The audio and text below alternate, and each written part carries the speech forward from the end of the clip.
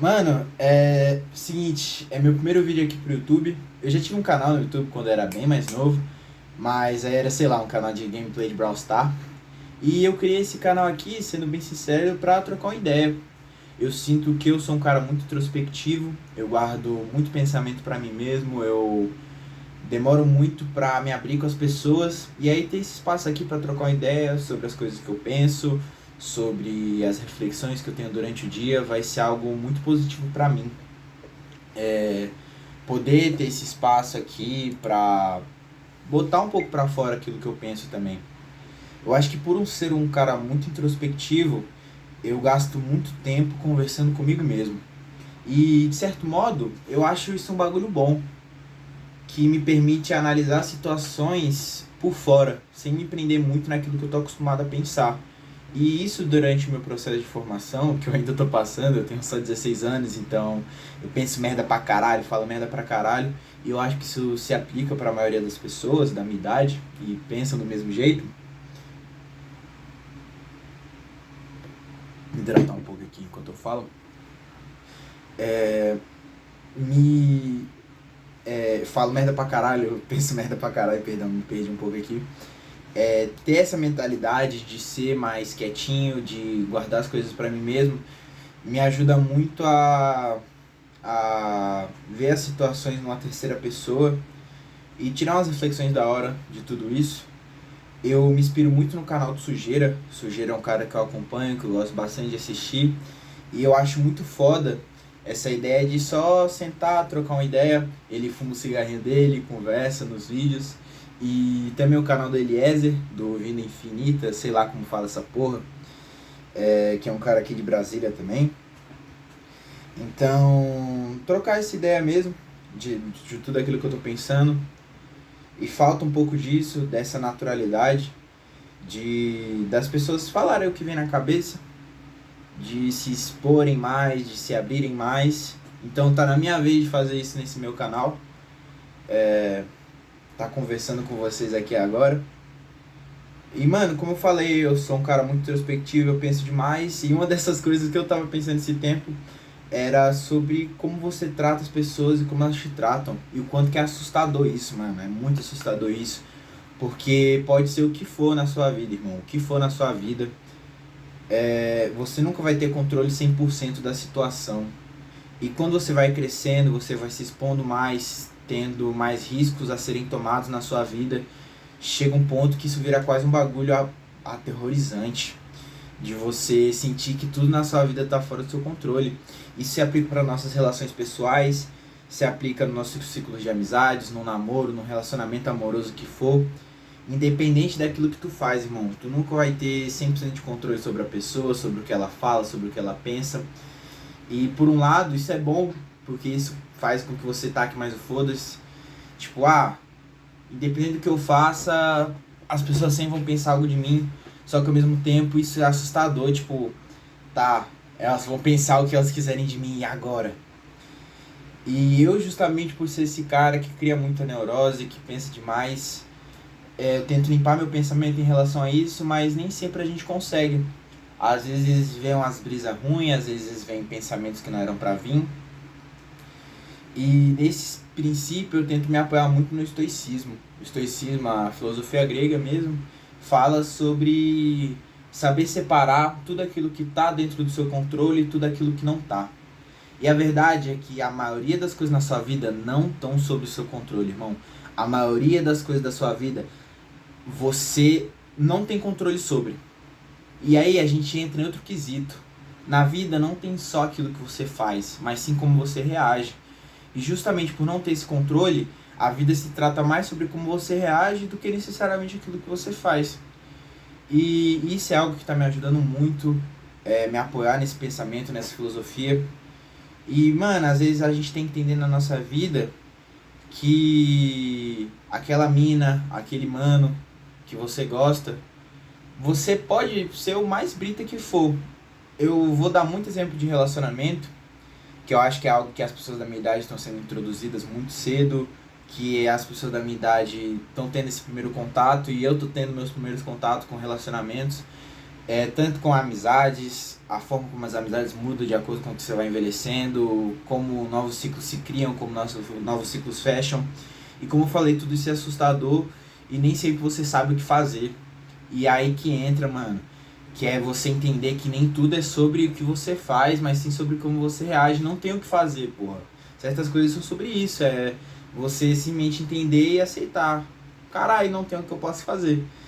E, mano, isso assusta muito, isso dá muita ansiedade de você ver as situações fora do seu controle. Mas eu acho que com o passar do tempo que você vai tendo mais clareza sobre tudo, isso é algo que alivia esse peso, que para de se tornar uma ansiedade e passa a se tornar algo bom, de você ter essa clareza sobre tudo aquilo que você reage.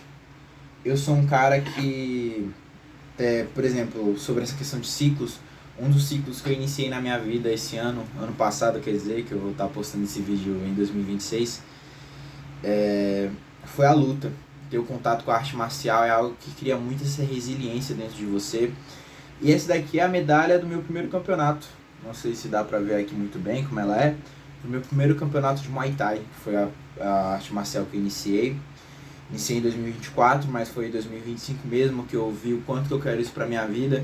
E nesse ciclo da arte marcial, você aprende que a derrota e a vitória são coisas que andam muito próximas. Esse daqui é a medalha, como eu falei, da minha primeira luta.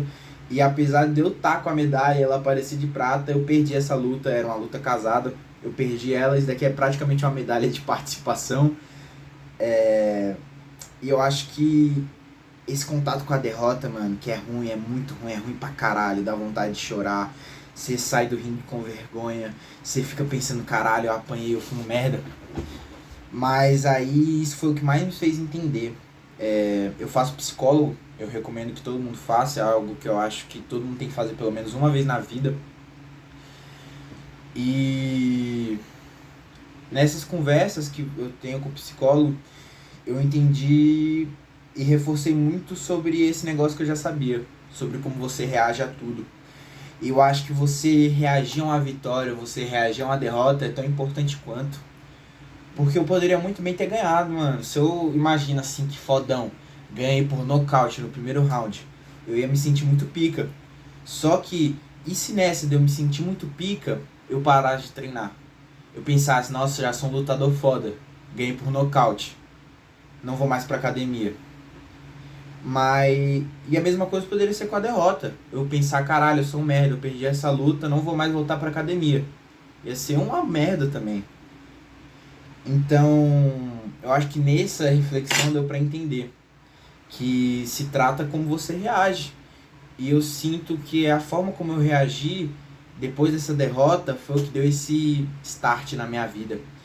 De eu ver e olhar, mano, eu poderia ter ganhado, mas o que realmente faz a diferença é eu voltar na academia no dia seguinte. Isso se aplica à sua vida. Se aplica a como você conhece as pessoas, como elas te tratam e como você tira elas das suas vidas. Como você tira elas da sua vida e como elas te tiram da vida delas. E como eu falei, é muito assustador você não ter controle sobre as outras pessoas. É muito assustador você pensar que dependendo do que você faça, independente de como você trata aquele mano, como você trata aquela mina, ela pode simplesmente ter uma reação negativa. E isso às vezes gera decepção e gera cobrança. Mas aí que entra o negócio que eu falei anteriormente, que justamente por saber que as coisas não têm esse controle, se trata de como você reage. Eu acho que muitas vezes quando se trata de, quando uma amizade te faz de otário, quando um relacionamento te faz de otário, se trata de como você reage, de como você acorda no dia seguinte e pensa como você vai seguir em frente. E não ficar nessa neurose de tentar ter as coisas no seu controle.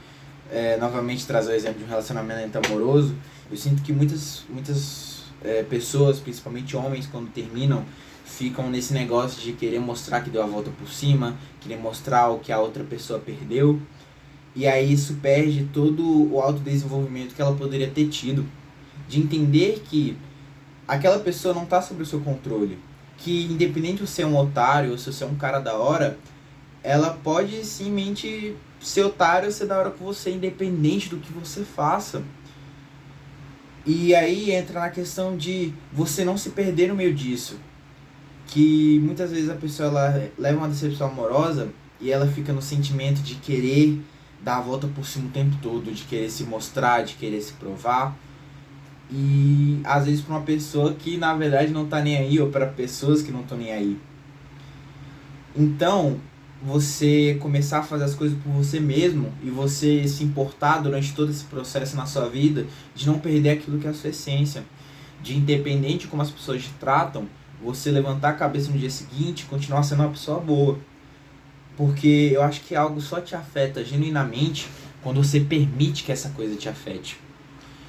Então, o que eu quero concluir com esse vídeo aqui, que já passou de 10 minutos, é: independente de como as coisas acontecem na sua vida, de como as pessoas te tratam, você não ter controle sobre isso, muitas vezes pode ser uma bênção.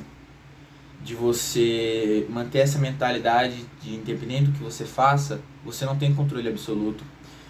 E essa ausência desse controle faz com que você tenha que entender o que realmente importa é você e como você vai reagir a isso. De levantar a cabeça no dia seguinte, continuar sendo uma pessoa da hora, de continuar mantendo o foco nos seus objetivos por você, não porque você quer se provar. Então, nunca façam as coisas pensando nos outros, façam as coisas pensando em você, de como você pode manter sendo essa pessoa da hora, de como você pode manter a sua índole, de como você pode manter o foco nos seus objetivos, independente do que as pessoas fazem. E aí até entra naquela frase... Oh, caralho, me espetei aqui.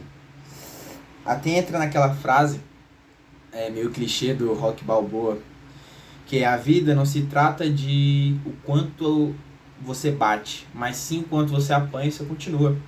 Então, pessoal que está assistindo esse vídeo aqui, que talvez não tenha gostado, ou se gostou, foda-se também, deixa um comentário aí embaixo, adicione os seus pensamentos, fala o que você achou, se você achou que alguma coisa pode melhorar na minha dicção do meu vídeo. Se você não gostou, comenta também se você achou uma merda.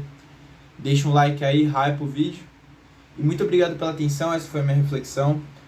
E nunca façam as pessoas...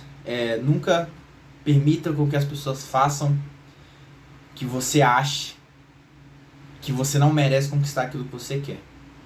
É isso, pessoal. Muito obrigado pela atenção. Você ficou até aqui, a maioria não deve ter ficado, mas é isso. Valeu.